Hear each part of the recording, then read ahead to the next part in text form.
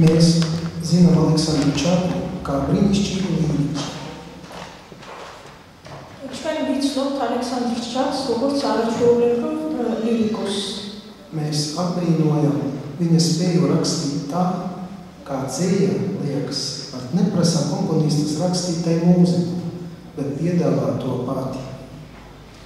მოხიბლული ვართ იმ ნიჭით, ჩაქსის ნიჭით, წეროს ისე თითქოს bet piedāvā.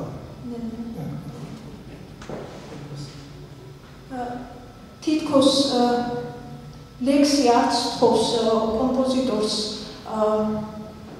დაუწეროს მუსიკა, არამედ თავად წერს, თავად გვთავაზობს ამ მუსიკას. Melnie burti uz baltā fonā ir tikpat skanīgi kā notis uz papīra. შავი ასოები თეთრ ფონზე არიან ისეთივე ჟღერადი, როგორც ნოტები ფურცელზე. Un tāpat kā mūzika ir saprotama kaut kādā neverbālā veidā, bez vārnīcas starpniecības.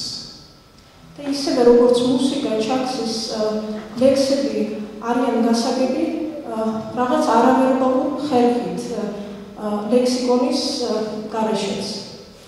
Гаснет день, стихает в кронах ветер, траву дугу клонит тяжким сном. Вот и я тебя опять не встретил, так, как прежде было решено. Для чего же ты с улыбкой встречу мне сулила на закате дня, если знала ты, что в этот вечер видеть рада вовсе не меня?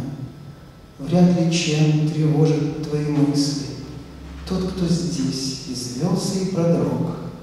Вечером мне навстречу ветер выслал, тьма впитала молоко дорог.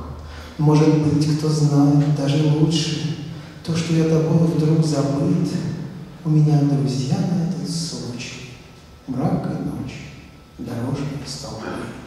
Знаю, ты меня жалела, воскрешала клятвою любовь, но из искры, что уж еле тлела, пламени не разгореться вновь.